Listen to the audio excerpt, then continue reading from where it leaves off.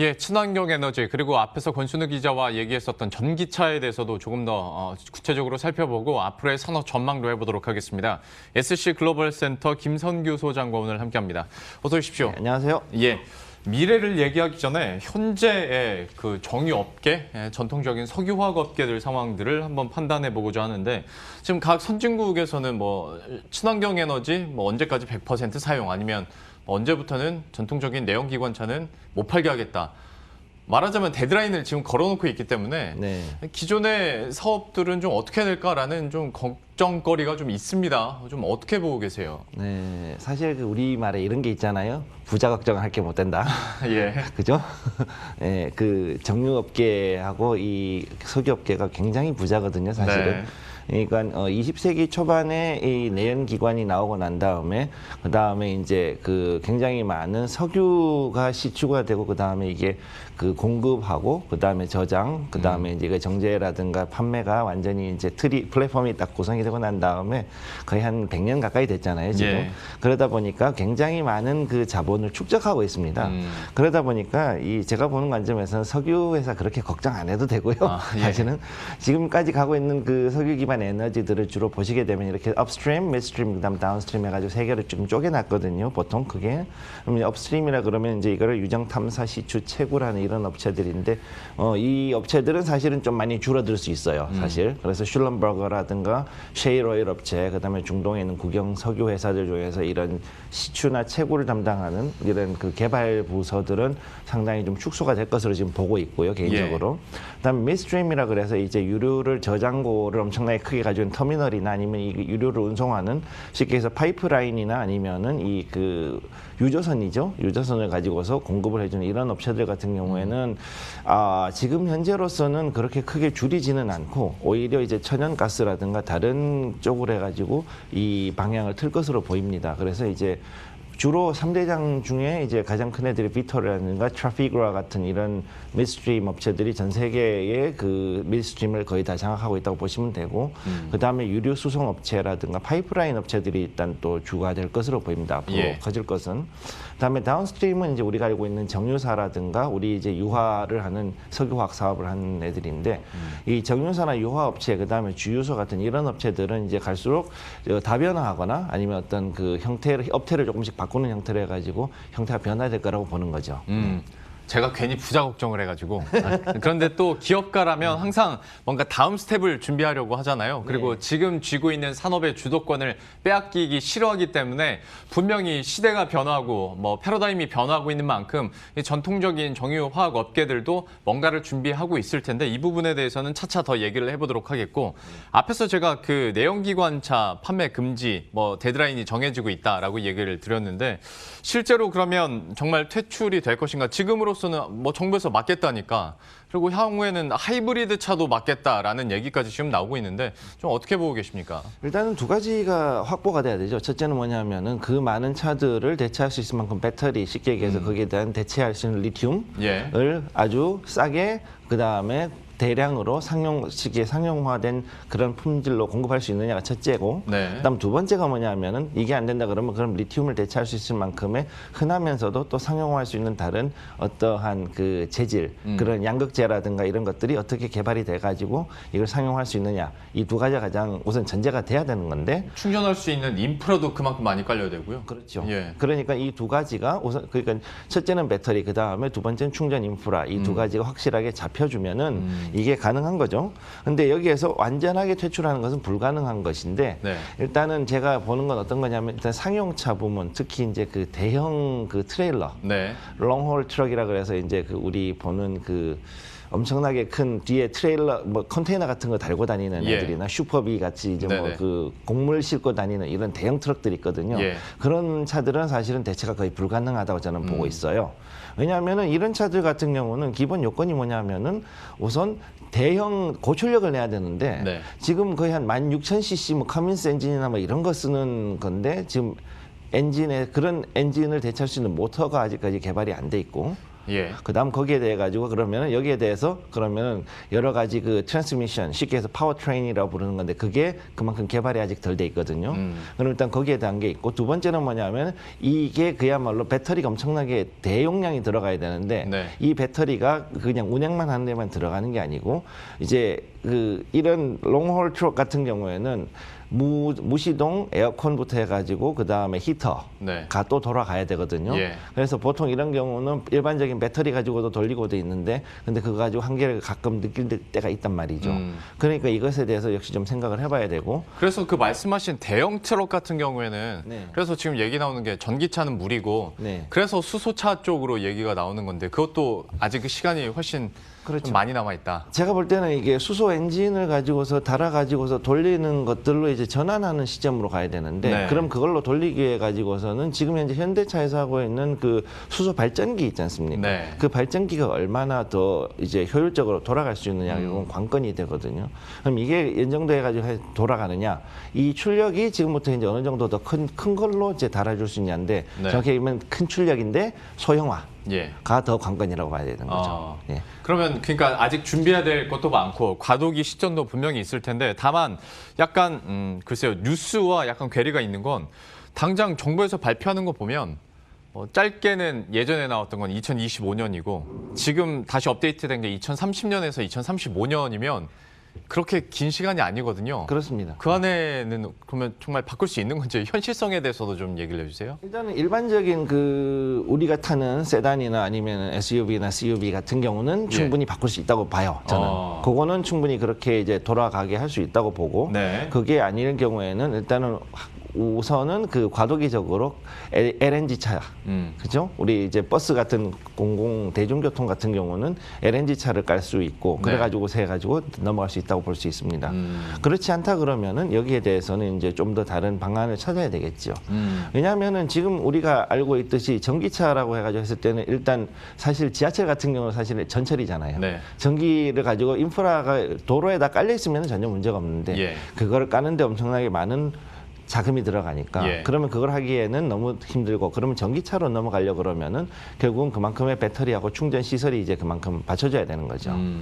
그 충전 인프라에 대해서 그러니까 배터리는 배터리 기업들이 계속 뭐 발전을 해 가고 있을 테고 전기차 충전소 그러니까 전기차 이런 인프라에 대해서는 각 정부에서도 지금 뭐 인프라를 깔아야 되는 상황인데 지금 산유국들도 아주 적극적으로 이렇게 인프라 확장을 하고 있다고 들었습니다. 지금 상황이 어떻습니까? 지금 특히 중동 얘기를 좀 하게 되면은 중동 같은 경우는 이미 한 2014년도 15년도부터 해가지고 이런 그 탄소 제로 혹은 저탄소로 해가지고서 지속이 가능한 그러한 도시를 이제 시범 운영을 시작을 했어요 이미 사실은. 네. 그래서 아랍에미레이트하고 카타르하고 이 두 나라가 굉장히 양수기인데 서로가 이거에 대해 가지고 경쟁을 지금 하고 있습니다.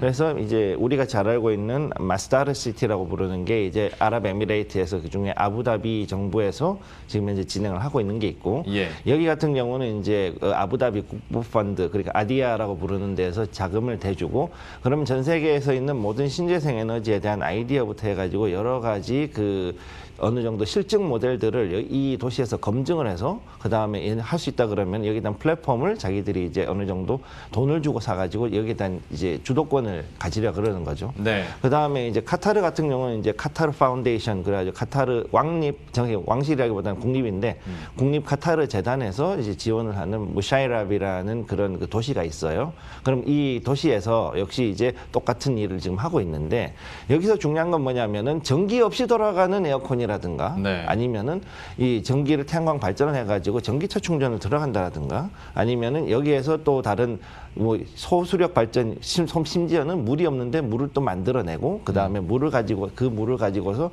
발전을 하고 아니면 상수도를 쓰고 이렇게 해가면서 이런 지속 가능한 도시를 만들어내는 작업을 지금 예. 하고 있다는 거죠. 지금 뭐 대표 산유국들의 어떤 전기차 충전 인프라 확장에 대해서 이미 오래전서부터 준비를 하고 있었고 실행에 옮기고 있었다라는 부분까지 들어봤고요. 앞에서 저희가 또 취재 기자와 현대차의 전기차 전용 플랫폼 EGMP 얘기를 했는데 뭐 스펙이나 성능에 대해서는 앞에서 다 정리를 했고 소장님께는 좀 어떤 의미를 물어보고 싶은 것이 사실 현대차가 남들 전기차 그 개발 초기 때는 전기차 안 하고 수소차를 했었잖아요. 네. 그러다가 이제 전기차를 함께 동반하면서 이제 투트랙으로 가게 된 건데 네네.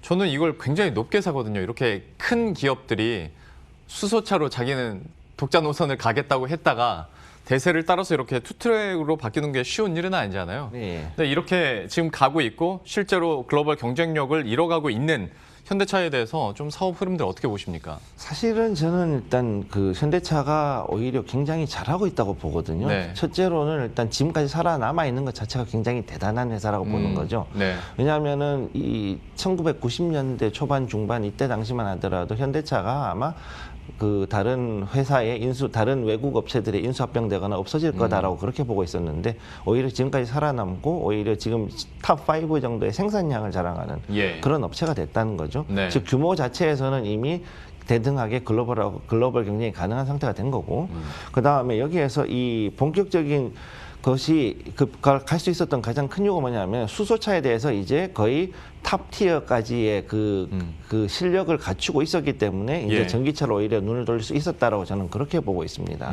그렇기 때문에 수소차에 대해서 이미 어느 정도의 그 기술력을 극한까지 끌어올린 상태에서 사실 전기로 넘어가는 건 쉽거든요. 왜냐하면은 지금 이 현대차가 개발했던 이 수소차는 수소 연료 전지란 말이죠. 네. 쉽게 얘기해서 수소를 가지고서 돌아가는 엔진으로 전기를 만들어서 그 전기를 가지고서 차를 굴리는 거기 때문에 그러면 이렇게 봤을 때는 오히려 여기에서 전기차로 넘어가는 거는 상당히 그 큰 비용 들이지 않고도 전환이 쉬웠다라는 얘기입니다. 네. 그렇기 때문에 지금까지 만들어봤던 거기에서 프레임만 어느 정도 잡히고 그 다음에 배터리 안정성만 확실히 되고 그 다음에 배터리의 밀도하고 그 시기에서 작지만 강력한 배터리만 만들 수 있다면 네. 여기에서는 결국은 전쟁은 나머지는 이제 파워트레인 게임이거든요. 모터하고 그 다음에 여기에 대해서 구동계를 어떤 식으로 효율적으로 넘어가느냐의 문제이기 때문에 그럼 요거까지만 가는 거는 제가 봤을 때는 비록 시간이 좀 걸리긴 하겠지만 그렇게 많은 시간이 걸리지는 않을 거라고 보는 거죠. 아, 예. 그 국내 전기차 산업 상황들을 이렇게 점검해 드리고 있는데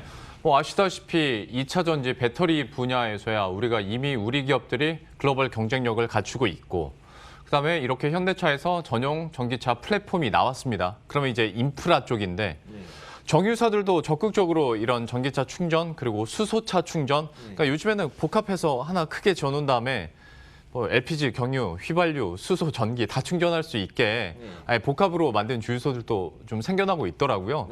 현재 상황들 좀 어떻게 보고 계세요? 일단 정부에서 그 11월 13일에 이 관련해 가지고 MOU를 체결을 했는데 이 주로 어떤 업체들하고 했냐면은 일단 정유사사 네. 그래서 이제 GS GS 칼텍스 그다음에 SK 에너지 그다음에 S-오일 그다음에 현대 오일뱅크, 네. 그다음에 이원하고 그다음에 이제 SK가스까지 해가지고 6개 업체가 지금 이 MOU를 체결했거든요. 네. 근데 여기에서 내용을 보시게 되면 일단 전기차 충전소에 대한 운영안을 그 이전에부터도 얘기를 해왔는데 SK에너지 같은 경우는 일단 전기차의 급속 충전소를 이제 4,500개소로 전국에 순차적으로 설치를 하기로 돼 있었고 GS 칼텍스 같은 경우는 이제 여기 표로 만들어진 이대로 해가지고 진행을 하고 있어요, 실제로. 그리고 지금 가장 중요한 건 뭐냐면은 그 주유소들이 이제는 더 이상 기름을 팔거나 아니면 거기에 관련해서 뭐 차량 서비스를 제공한 것도 있었는데 네. 그러면 에너지의 공급에 대한 이 서비스에서 단순히 그 경유나 아니면은 휘발유만 공급하는 것이 아니라 이제는 거기에서 전기 혹은 충전소 같으면은 그냥 LPG만 하는 것이 아니라 이제 여기다 수소까지 충전할 수 있도록 그런 어떤 그 플랫폼의 확장이 이제 들어간다라는 거죠. 예. 그래서 우리가 뭐 만약에 수소차를 한다 그러면 그러면은 LPG 가스차 생각하듯이 그냥 가스 주 충전소에 가가지고서 충전하고 자 전기차다 그러면 그냥 주유소 가서 충전하는 그런 이제 패러다임으로 완전히 바뀌어가는 거죠. 아, 네. 그렇게 되면 인프라 구축도 훨씬 더 용이하게 그리고 속도를 빨리 낼 수 있을 테니까요. 수소 충전소가 너무 부족하다 보니까 지금 여의도에 하나 여기 있잖아요, 서울권에. 여기 있죠. 저도 주말에 여기 지나다닐 때면 줄이 어마어마하게 길게 있어서 아, 지금은 수소차 못 사겠다 그 광경만 보고 그러는데 만약에 이런 기존의 국내 정유사들이 이렇게 인프라를 발빠르게 구축만 된다면 어떤 수소 산업 그리고 전기차에 대한 현실성 상용화도 훨씬 더 빨라질 수 있을 것 같습니다. 그리고 어제 제가 봤던 뉴스 중에서 가로등에서 전기차를 충전하는 뭐 이게 충전소가 생겼다고. 근데 마침 또 저희 동네더라고요. 그래서 더 관심이 갔는데 이걸 좀 어떻게 의미를 부여할 수 있겠습니까? 그 일단은 좋은 제도라고는 생각을 하는데 네. 여기에 대해서 일단은 저는 우선 두 가지가 돼야 되는데 첫째 고속 충전기가 아니면 안 되고요. 예. 두 번째가 문제가 뭐냐면은 이 여기에 대해서 결국은 전기를 주는 것이 누군가 돈을 내고 해야 되는 거잖아요. 네. 그럼 여기에 대해 가지고 그냥 꽂아 가지고 충전하면은 사실상은 돈을 내고 해야 될 걸 안 내는 거니까 도전이라 그러거든요. 전기를 도둑질하는 건데 네. 이 도전 문제를 어떻게 해결할 것이냐. 그러면은 만약에 집 근처에서 자기 집 앞에 가로등에서 충전하겠다 그러면은 뭐 네. 구청이라든가 이런 데 가가지고 전기차 등록을 하면은 등록을 하면서 매달 뭐 쿠폰으로 해서 얼마씩 돈을 내고 얼마만큼 충전한다 뭐 이런 식으로 해가지고 계약이 이제 이루어져야 되는 거죠. 네. 이제 그런 일들을 이제 앞으로 벌어질 거라고 보는데 거기에다가 카드 리더기를 놓으면 안 될까요? 뭐 그런 방법도 있고요. 네. 카드 리더기 해놓고선 꽃등만 하고 그 다음에 뭐 밤새도록 해놨다가 넘어간다 그러면 완충 충전기를 써도 상관없고요. 완속을 해도 상관없는데 예. 여기서 제일 중요한 건 뭐냐면 여기에 대해서 이제 과연 요금제를 어떻게 할 것이냐. 그렇죠. 예, 그게 가장 이제 핵심이 되는 거죠. 예.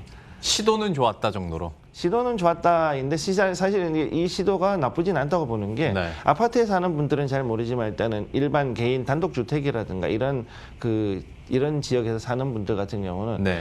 이 주차장이 없는 경우가 많이 있잖아요. 그렇죠. 그러면은 그런 분들을 위해서는 이런 가로등에서 하는 전기차 충전도 분명히 필요하고, 혹은 이제 하다가 만약에 문제가 있거나 할 경우에는 또 그 비상용을 해가지고 하려 그러면 무조건 하고 급속 충전기는 들어가야 되는 거고, 이제 그런 개념을 좀 봐야 되는 거죠. 예. 예. 참 이거는 아이디어들이 계속 나올 테고 지금의 뭐 인프라 확충이라는 숙제를 어떻게 해결해 나갈지는 뭐 계속 지켜보도록 하겠습니다. 연료비 측면에서도 한번 얘기를 해보도록 할 텐데 전기차가 그러니까 결과적으로 연료비도 더 싸게 먹히니까 여기에 대해서도 지금 그리고 정부 보조금까지 받게 되면 나쁘지 않거든요. 그래서 이제 많이들 바꾸시는 건데 좀 여기에 연료 경쟁력, 유지비에 대한 경쟁력 이것도 어떻게 평가하시는지 궁금하네요. 개인적으로는 조금 부정적으로 봐요. 그거는. 그러세요? 예. 왜냐하면 일단은 그 전체적으로 봤을 때 여기에 대해서 충전 비용에 대한 이슈가 아직 확정이 되지 않았기 때문에 그런 네. 건데 일단은 그 우리 현대 코나 EV 같은 경우를 예를 들자면은 지금 재원상으로는 64kWh의 정도의 용량을 가지고 있고 이걸로 406km를 달릴 수 있다라고 돼 있단 말이죠. 네. 그러면은 이 차를 만약에 만충을 시켰다 하면 쓰고 나가지고 그러면 그렇게 했을 경우에 이게 만약에 킬로와트당 충전 단가가 얼마 이상 이게 나왔을 때 그게 과연 이제 그 휘발유나 아니면 경유하고 비교했을 때 경쟁력이 있느냐 없느냐 이걸 가지고서 얘기하잖아요. 결국 네. 비용의 문제인데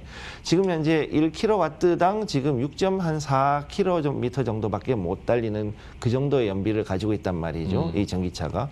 그러면은 용량이 더 커지면은 결국은 멀리 가지 않겠냐. 그럼 그만큼 충전해야 되는 전기의 양은 더 늘어나니까. 네. 그럼 거기에 대해서 했을 때 그럼 이 가격하고 그다음에 휘발유 1리터의 가격하고 비교했을 때 지금 보통 휘발유 차가 하나가 지금 그 한 도로 주행을 했을 때 이 도심 주행 같은 경우는 9km 정도 나오고 네. 그다음에 그 고속도로나 이런 데서는 보통 한 15에서 많게는 한 18km까지 나오잖아요. 네. 그럼 그 정도의 연비를 충분히 커버할 수 있다 그랬을 때는 모르겠지만 지금 만약에 제가 개인적인 입장에서 이 전체적인 세금 다 포함해 가지고 그 전기의 가격이 만약에 700원이 넘어갔다. 킬로와트당 그러면은 이거는 사실 경쟁력이 없는 거죠. 그러니까 배터리 용량이 늘어나면 멀리 가는 건 좋은데 그만큼 이제 당연히 충전 비용도 늘어날 테고. 그렇죠. 그리고 지금까지는 그 제가 알기로 전기차 충전 비용 같은 경우에는 한국전력에서 10%가 20%를 할인해 줬었는데 네. 이것도 이제 끝날 테니까 거기다 세금 붙을 거 아닙니까? 예, 거기에 이제 플러스로 세금이 더 붙게 되면 글쎄 여기에 대한 경쟁력은 약간 부정적이다라는 부분도 역시 다른 측면에서 설명을 해주셨어요. 이것도 분명히 인사이트가 있는 것 같고요. 마지막으로 뭐 전기차 얘기도 많이 했고 수소차에 대한 전망들 사실 이거는 전기차보다 더 좀 멀리 느껴지는 게 사실이라서 예. 수소차 산업 전망은 어떻게 하십니까? 저는 일단 수소차는 도입을 하려고 그러면 우선 대중교통부터 먼저 들어가야 된다고 보고 있고요. 그 다음에 이제 그 아까 말씀하셨던 대로 트럭이라든가 선박 이쪽으로 들어갔을 때 더 그게 굉장히 효율적으로 갈 수 있다고 보고 있거든요. 왜냐하면은 선박 같은 경우는 특히 좋은 점이 뭐냐면은 만들고 나가지고 이제 연소하고 나면 물이 생기잖아요. 네. 선박에서 청수 만들어내는 거 되게 어려워요. 근데 그 이 수소 연료 전지가 그 전지를 가지고서 즉 수소를 가지고서 물을 만들어냈을 때 이 물을 가지고서 생활용수를 바다에서 쓸 수 있다는 건 굉장한 메리트입니다. 그러네요. 그렇기 때문에 제가 봤을 때 이 수소 연료 전지를 한 선박이 만약 들어갔다, 혹은 그런 대형의 고출력 엔진이 선박에 들어간 상태에서 여러 가지 그 청수 제조 장치라든가 이런 걸로 연결이 됐을 때는 그 파급력은 앞으로 충분히 그 조선업계에도 분명히 경쟁력을 줄 수 있다고 저는 생각하고 있습니다. 조선업계에서 또 수소산업의 경쟁력을 다시 한번 짚어주셨어요. 앞으로의 흐름들도 저희가 관심 있게 계속 지켜보도록 하겠습니다. 오늘 SC 글로벌 센터의 김선규 소장과 함께했습니다. 오늘 말씀 고맙습니다. 고맙습니다. 예, 그럼 저희도 여기서 인사드리도록 하겠습니다. 식사 맛있게 하시고요. 저희들은 내일 이 시간에 또 새로운 이슈들과 전략들고 다시 찾아뵙도록 하겠습니다. 시청해주신 여러분 고맙습니다.